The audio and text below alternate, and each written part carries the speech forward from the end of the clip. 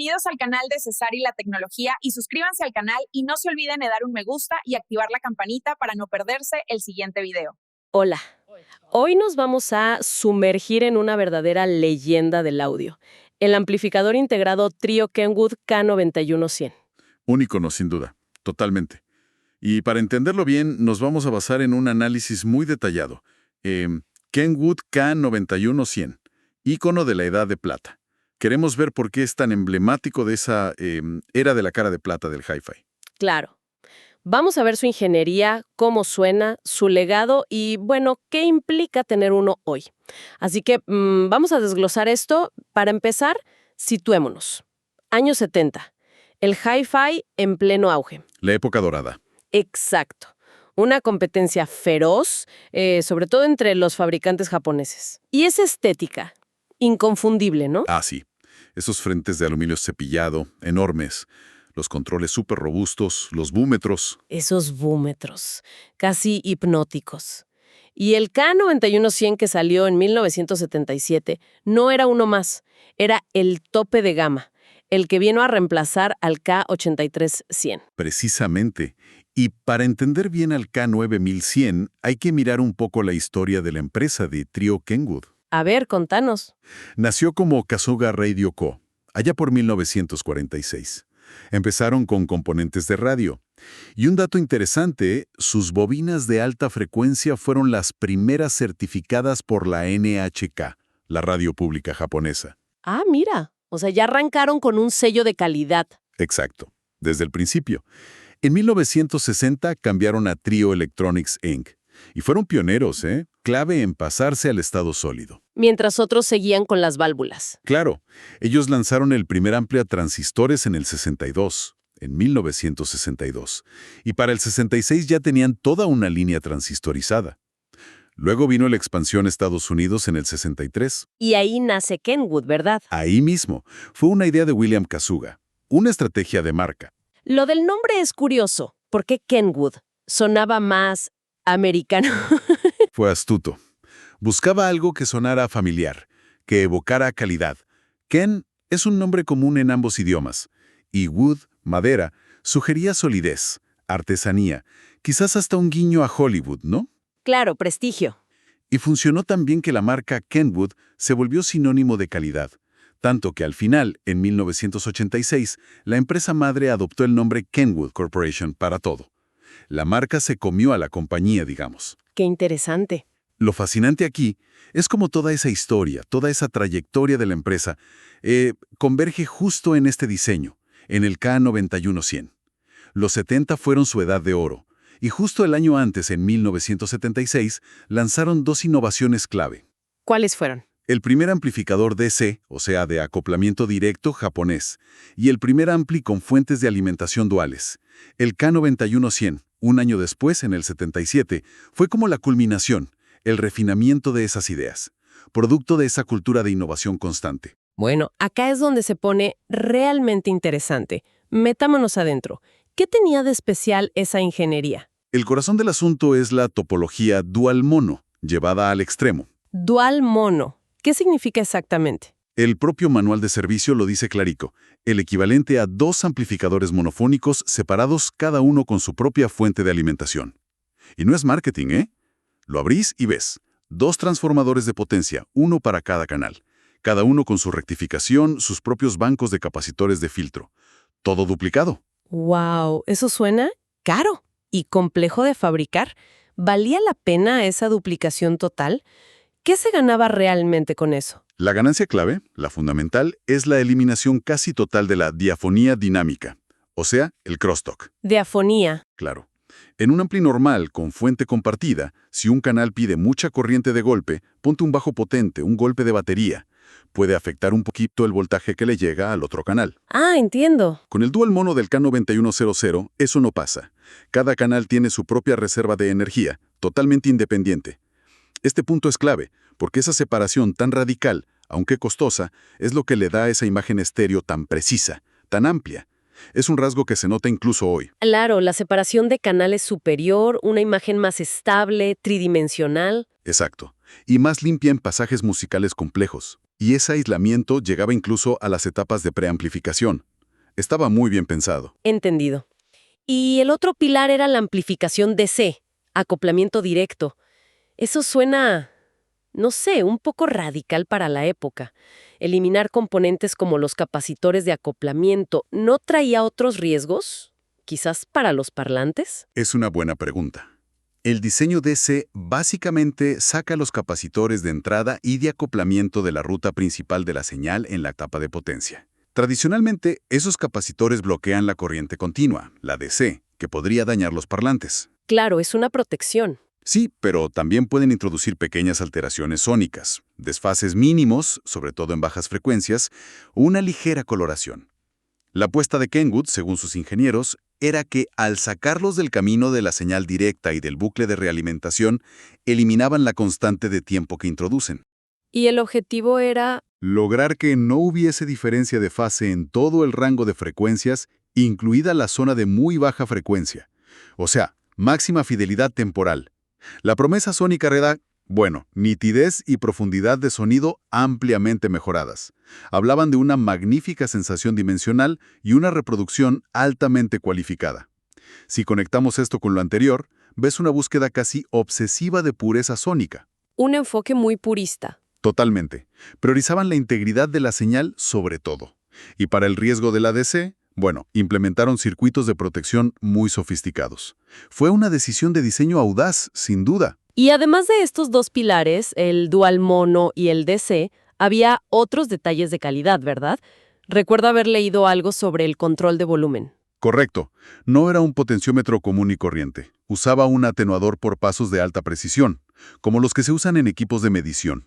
Ah, ¿y eso para qué servía? Garantizaba un seguimiento casi perfecto entre los dos canales, izquierdo y derecho, especialmente a volúmenes bajos, donde los potenciómetros normales a veces desbalancean un poco. Y además, era más fiable a largo plazo. Y en conexiones también estaba bien preparado. 2 entradas de fono, eso hoy es oro, con el regreso del vinilo. Fundamental. Y 2 bucles de cinta, tape, salida para 2 pares de parlantes. Tenía funciones avanzadas como el tape-through, que te permitía grabar de una fuente mientras escuchabas otra. Mira vos. Y un control de ganancia de entrada con 3 posiciones. Plus 10 decibel, 0, menos 10 decibel. Útil para ajustar niveles entre distintas fuentes. Además de filtro subsónico y de alta frecuencia con pendientes de 12 decibeles por octava, bien diseñados para cortar ruidos extremos sin afectar la música. Ahora pasemos a los números. ¿Cómo se traducía toda esta ingeniería tan avanzada en las especificaciones técnicas? ¿Las cifras respaldaban esa ambición? Las cifras eran muy impresionantes para 1977. Empecemos por la potencia. 90 vatios por canal sobre 8 ohmios. Muy robusto, capaz de mover casi cualquier parlante de la época con autoridad. Y dicen que suena incluso más potente de lo que indican los números, ¿no? Sí, es un comentario muy común entre los usuarios. Subjetivamente, golpea muy por encima de esas cifras. Tiene una sensación de empuje notable. ¿Y la distorsión? La distorsión armónica total, o THD, apenas 0.03%. Pensemos que esto es como el ruido o la alteración que el propio ampli le añade a la música. 0.03% era increíblemente bajo en esa época, y más a esa potencia. Significaba un sonido muy, muy limpio, fiel a la grabación. Bien. ¿Algo más destacable? El factor de amortiguamiento, damping factor, 50. Este número indica que también controla el ampli el movimiento del cono del parlante, sobre todo el woofer, los bajos. 50 era un valor sólido entonces. Se traduce en un control firme. Bajos apretados, precisos, nada de bajos fofos o retumbones. Ajá. ¿Y el ruido de fondo? La relación señal-ruido SN también era excelente. 100 dB en las entradas de línea, o sea, un fondo súper silencioso. La música emerge de la nada, prácticamente. Y quizás más importante para los vinilos, 83 dB en la entrada fono MM. Muy bueno. Dual mono con los 2 transformadores. No se anduvieron con chiquitas. Pero lo importante es el conjunto, ¿viste? El equilibrio.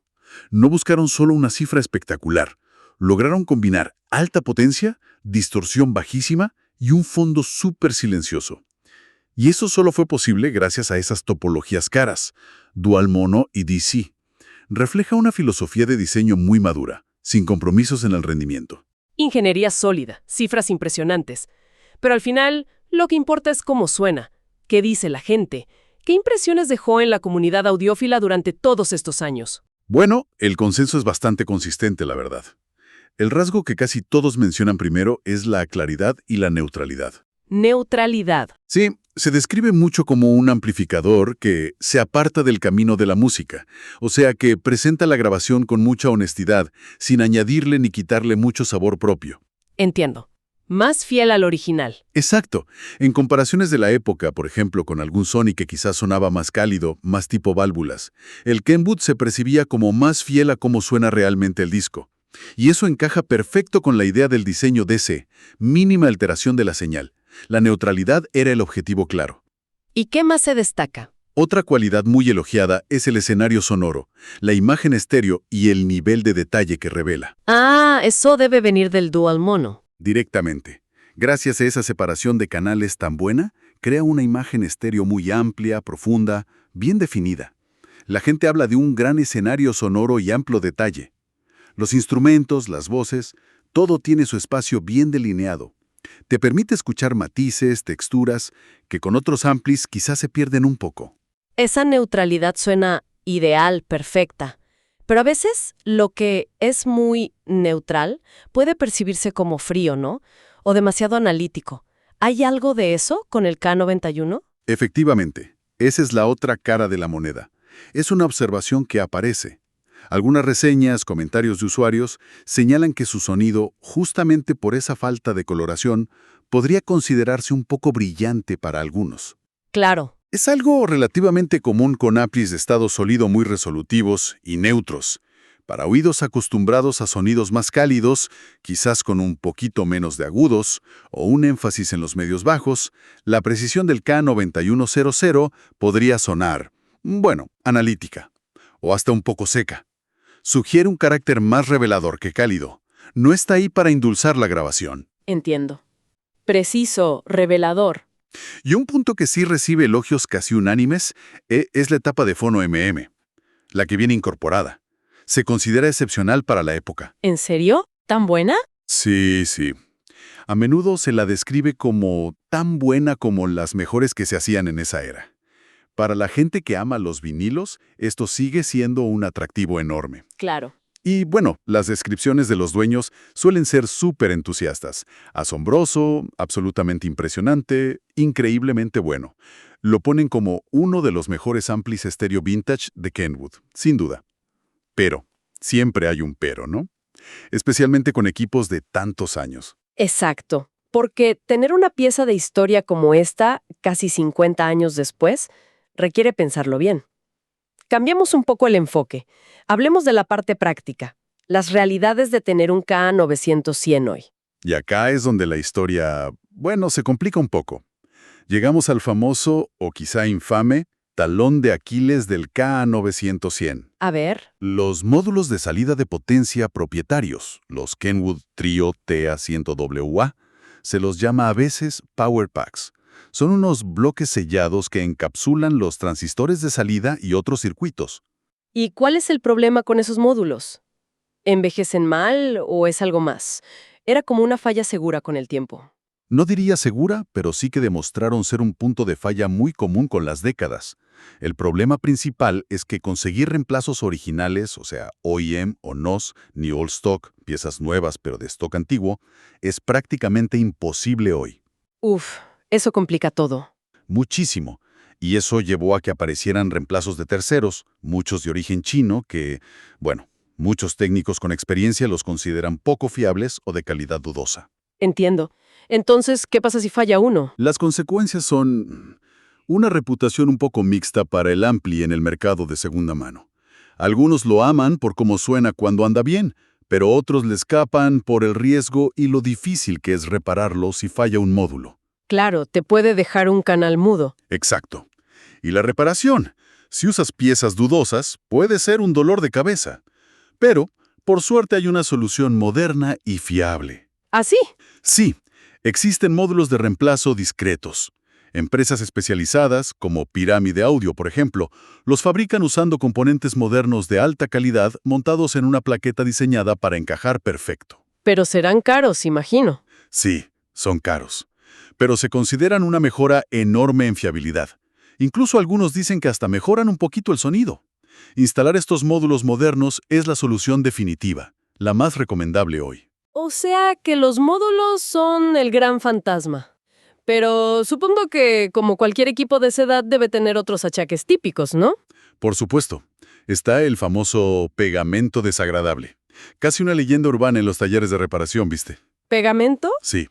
Kenwood, como otros fabricantes de la época, usaba un pegamento para fijar componentes grandes en las placas, sobre todo en la fuente de alimentación.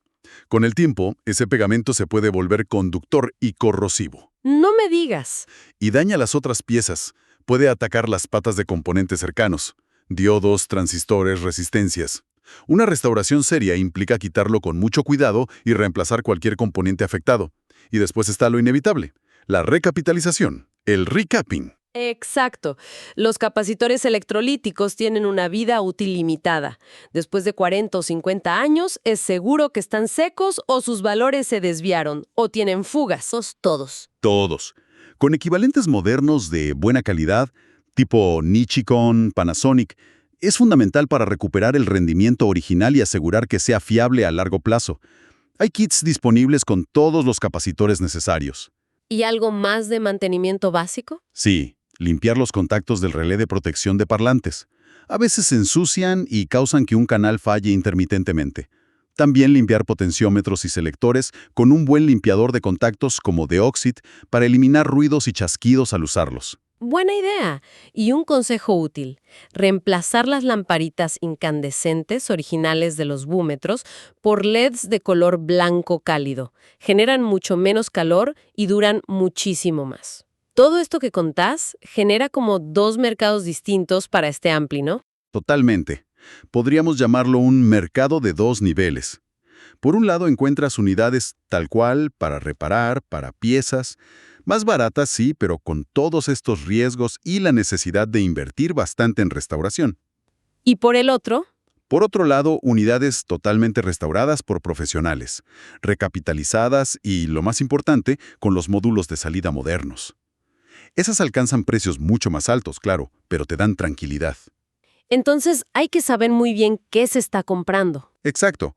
El valor hoy depende enormemente del estado de restauración y, sobre todo, de qué solución se le dio al tema de los módulos de potencia. Hay que preguntar, investigar bien. Y para ponerlo un poco en perspectiva, ¿cómo se medía contra otros gigantes de su época? Una miradita rápida a la competencia siempre ayuda. Un rival clásico, directo, es el Sansui AU717 de 1978. Ambos son diseños dual mono. Si comparas las especificaciones, el Kenwood da un poquito más de potencia, 90 watts contra 85 watts del Sansui. Ajá. El Sansui, por su lado, tenía una cifra de THD apenas más baja, 0.025% contra 0.03%, y un factor de amortiguamiento un poco mayor, 60 contra 50. Y era un poquito más pesado también. ¿Y en sonido? Se consideran de calidad muy comparable, ambos con ese gran escenario sonoro y amplio detalle típico del dual mono. El consenso general suele ser que el Sansui tiene un sonido quizás ligeramente más carnoso y cálido. ¿Y el Kenwood? Más neutral. Exacto, más neutral y preciso. La elección entre ellos muchas veces es cuestión de gusto personal, de qué sabor sónico prefiere cada uno. ¿Y otro rival importante? El Pioneer ASA9500 Second tenía un poco menos de potencia, 80 watts, pero también era dual mono, con transformadores gemelos. Su THD era un poquito más alta, 0.05%. ¿Y cómo sonaba ese Pioneer? Se lo describe a menudo como muy agradable, cálido y ligeramente contundente. Las opiniones sobre cuál es el mejor amplificador en general, ahí están más divididas. Algunos prefieren el sonido del Pioneer, otros la combinación de neutralidad, potencia y flexibilidad del Kenwood. Estos datos comparativos, como los que se ven en la tabla 2 del análisis que usamos, realmente ponen al K9100 como el campeón de la neutralidad, por su enfoque DC, y de la potencia bruta en ese grupo selecto. Parece la opción para quien busca la ventana más transparente posible a la grabación. Bueno, Después de todo este recorrido, hagamos un balance final. ¿Cuáles serían los puntos a favor y en contra clave de este amplificador icónico? Dale. Empecemos por los pros. Primero, sin duda, la calidad de sonido excepcional. Es claro, detallado, muy neutral, con un escenario sonoro genial. Segundo, la ingeniería avanzada para su tiempo. El dual monorreal, el acoplamiento directo, eran tecnologías de punta. Tercero, es potente y versátil. 90 watts por canal es mucho, y las conexiones 2 fono, 2 tape siguen siendo muy útiles. ¿Algo más a favor? Sí, la calidad de construcción y la estética. Es un aparato hecho como un tanque. Y el diseño Silver-Faced es un clásico que no pasa de moda. Y quinto, no olvidar la excelente etapa de fono. Un plus enorme para los vinilos. Perfecto. Ahora a la parte difícil. Los contras. Acá vienen. El principal, el más crítico. Los módulos de salida poco fiables. Los TA100WA. Son un riesgo importante y el mayor dolor de cabeza. El punto débil. Exacto. Segundo, como consecuencia, es difícil y caro de reparar bien, por la escasez de piezas originales y lo que cuestan los módulos modernos de reemplazo. Tercero, el problema del pegamento corrosivo, que exige mantenimiento preventivo sí o sí en unidades no restauradas. Y el último contra que mencionaste antes. El sonido potencialmente brillante o analítico. Para oídos que prefieren un carácter más cálido o coloreado, quizás no sea la primera opción. Entonces, ¿cuál es el veredicto final sobre esta pieza de historia? Porque está claro que el K9100 es más que un simple amplificador, ¿no? Es casi un artefacto, la encarnación de la ambición de ingeniería de una era dorada del audio. Totalmente. Es un testimonio de cuando la calidad de construcción parecía no tener límites de presupuesto. Una obra maestra imperfecta. Me gusta esa definición. Obra maestra imperfecta. Su brillantez técnica innegable está atada inseparablemente a esa vulnerabilidad crítica de los módulos TA100WA. Y eso lo define hoy. O sea, no es para cualquiera. No es para un uso casual ni para quien busca algo fácil y sin complicaciones. Es para el entusiasta del audio vintage que está informado, que es comprometido. Alguien que valora su historia, su sonido, pero que entiende y está dispuesto a asumir los costos y la complejidad de mantenerlo o restaurarlo. Me imagino que para ese entusiasta comprometido, la recompensa final deba valer la pena el esfuerzo y el gasto, ¿no? Absolutamente. La recompensa de esa inversión, ya sea comprando uno bien restaurado o metiéndose en la restauración, es tener un amplificador vintage de clase mundial. Un K9100 puesto a punto, sobre todo con módulos de potencia modernos y fiables, ofrece un sonido que puede competir cara a cara con equipos modernos. Incluso superarlos en algo. En ciertos aspectos sí, como la musicalidad, la presencia. Ofrece una ventana analítica pero profundamente atractiva a la música, especialmente con vinilos, gracias a esa etapa de fono tan buena que tiene. Y quizás como una reflexión final, más allá del sonido en sí, ¿qué nos enseña el K9100 sobre ese equilibrio a veces tan difícil de encontrar entre la máxima ambición de rendimiento y la practicidad, la fiabilidad a largo plazo en el diseño tecnológico? Es una buena pregunta. Y para quienes lo tienen y lo restauran hoy, ¿cómo nos conecta esa experiencia tan tangible, ese trabajo manual sobre un objeto físico, con ese momento específico de la historia de la ingeniería, de la cultura audiófila, casi medio siglo después?